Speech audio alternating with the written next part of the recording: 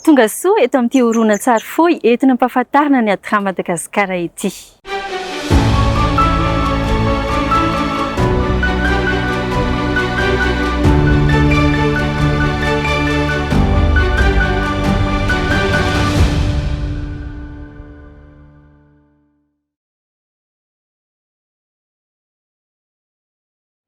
Mametraka asa ho amin'ny fiangonana Kristy dia ny karakara ireny madinika ireny.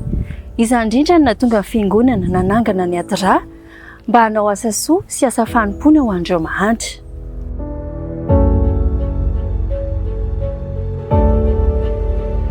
Manampy ny mpiarabelona mba hahafahan'ny tsirairay miaina araka ny fikendren'Andriamanitra ny tanjon'ny ady rà, fahamarinana, fitiavana ary fiantranana teny mibaiko hijoroany. Noho izany, manampy ireo tena marefo eo amin'ny fiarahamonina ary manampy azy hivoatra ny sahan'ny ady rà. Tsy mifidy saranga, fiaviana, finoana, ataoko-pivavahana, fironana politika izy, fa miasa ho amin'ny mpiarabelona tsy ankanavaka. Tamin'ny taona 4valopolo-sivinjato-sy-arivo no niorenan'ny ady rà, ary ao amin'ny conférence générale misy ny foibeny. Firenena 810 no iasany ankehitriny, ary tamin'ny taona 2017 no nanomboka ny asa teto Madagasikara. Miasa amin'ireo faritra tena mahantra ary marefo noho ny loza voajanahary sy ny fiovaovan'ny toetrandro ny ady rà, toy ny any amin'ny faritra atsimo sy atsimo atsinanan'ny nosy. Laharam-pamehan'ny ady rà voalohany ny fahampian-tsakafo sy ny rano madio ary ny fahasalamana. Manatanteraka tetika asa momba ny fambolena, fiompiana sy asa fiariana hafa ho an'ny tantsaha izy.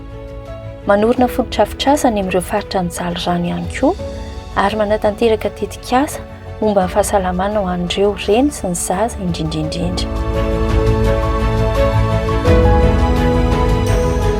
Laharam-pahamehana ihany koa ny fanabeazana amin'ny alalan'ny fanohanana ara-pitaovana sy ara-tsakafo ho an'ireo ankizy ireny madinika ny tompo ireny.